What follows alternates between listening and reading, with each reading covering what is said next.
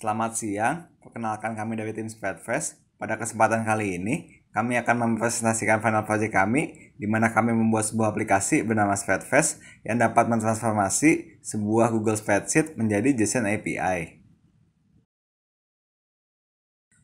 Mengapa aplikasi kami dibuat? Pertama, seperti yang kita tahu, hampir semua aplikasi web pasti membutuhkan data. Namun begitu, tidak semua orang yang ingin membuat aplikasi web paham tentang database. Di lain sisi, hampir semua orang yang mengerti internet pasti dapat secara basic mengoperasikan tabel yang ada di Google Sheet. Oleh karena itu, kami ingin memberikan suatu alternatif di mana berbagai aplikasi web dapat memanfaatkan Google Sheet sebagai tempat penyimpanan datanya.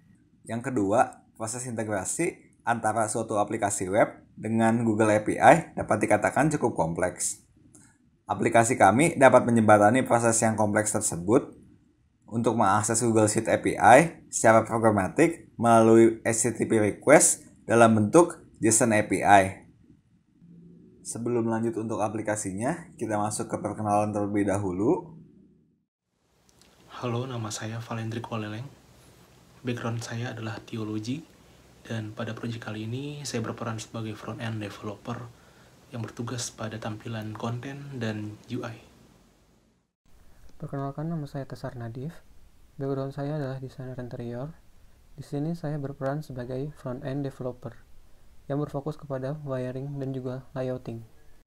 Perkenalkan, saya Tiansyah Marilio Pane. Latar belakang saya teknik metalurgi dan material.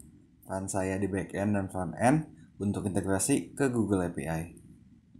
Perkenalkan, nama saya Muhammad Farhan Fahrezi. Background saya dari Computer Science. Dalam proyek kali ini saya berperan sebagai back-end developer serta tester. Halo semuanya, nama saya Naufal Ardi, background saya Computer Science dan role saya sebagai front-end developer. Sebelum memulai demo aplikasi, kita akan melakukan tes terlebih dahulu. Tes yang sedang dilakukan ini adalah Test Driven Development atau TDD. Tes ini dilakukan dengan menggunakan tools Jest dan Supertest. Dari hasil coverage test ini, dapat disimpulkan bahwa aplikasi ini sudah sesuai dengan requirement yang ditentukan.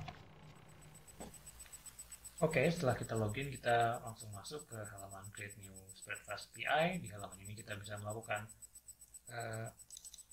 copy dan paste link dari Google Spreadsheet yang ingin kita jadikan API. Lalu setelah kita submit, kita bisa menamakan collection-nya. Lalu kita disuruh memilih subsheet. Nah, subsheet ini apa? Sebenarnya subsheet ini adalah subsheet yang ada di spreadsheet yang sudah kita copy. Di sini ada final score dan average absence. Kita bisa pilih. Tapi untuk sekarang saya pilihnya final score saja. Oke, setelah kita membuat API-nya, kita langsung diarahkan ke halaman dashboard yang berisi API-API yang sudah kita buat. Nah, untuk sekarang isinya hanya satu karena saya baru membuat data siswa untuk yang subsheet final score saja. Setelah ini saya akan mendemokan fitur utama dari aplikasi kita, yaitu API Playground. Oke, untuk API Playground ini bisa kita lihat tampilannya seperti ini, dan fungsi dari fitur ini sendiri adalah untuk mensimulasikan HTTP request pada API yang sudah kita pilih. Oke, kita bisa lihat sini ada header API key. Nah, API key ini bisa digunakan oleh user untuk mengembed API yang ada di aplikasi kita dan bisa digunakan sebagai database di aplikasi mereka. Nah, sekarang kita akan mensimulasikan untuk request get. Nah, di sini ada responsnya di bawah.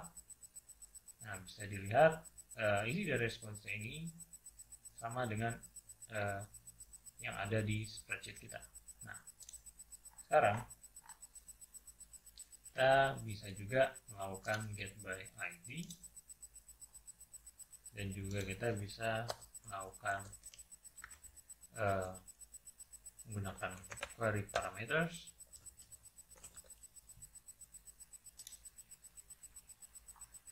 dan juga kita bisa melakukan HTTP method lainnya. Untuk sekarang saya akan demokan method post.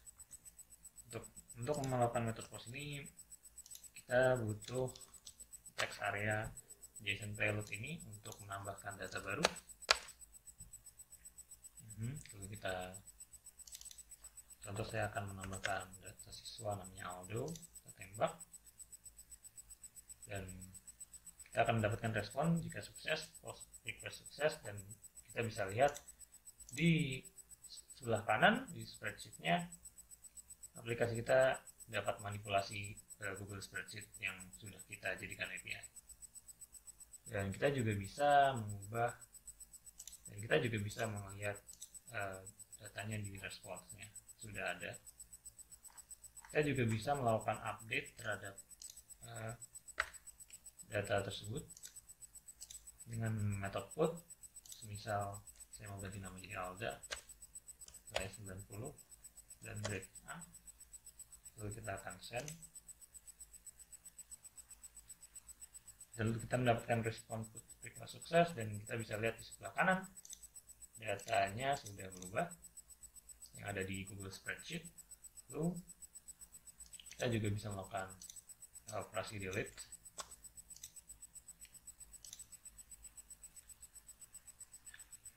Jika kita sudah delete datanya,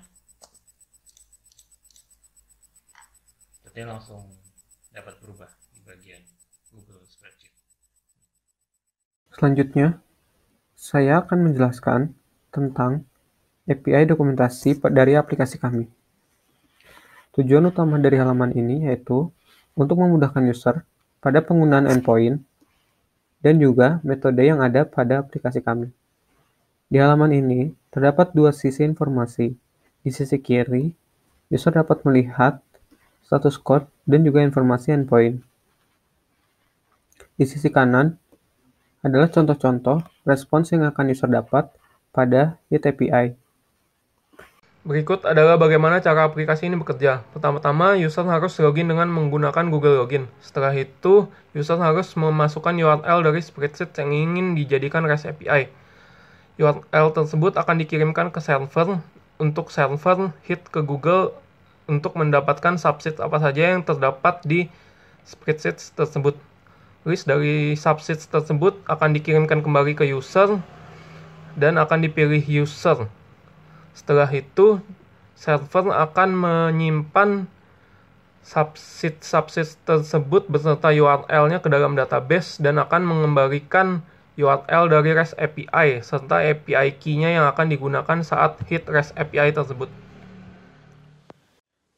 Adapun beberapa teknologi yang digunakan pada aplikasi kami ini yaitu di bagian backend menggunakan Node.js dengan Express sebagai framework-nya, Postgres sebagai database dengan SQLite sebagai ORM-nya, JSON Web Token untuk mengendarai token, Axios sebagai HTTP request, dan Jest Supertest sebagai testing framework-nya. Sementara di bagian front-end, kami menggunakan React.js sebagai framework, Redux untuk state management, Bootstrap sebagai CSS framework, Nivo untuk chat library-nya, Prism.js untuk syntax highlighter, serta Axios untuk memfetch data.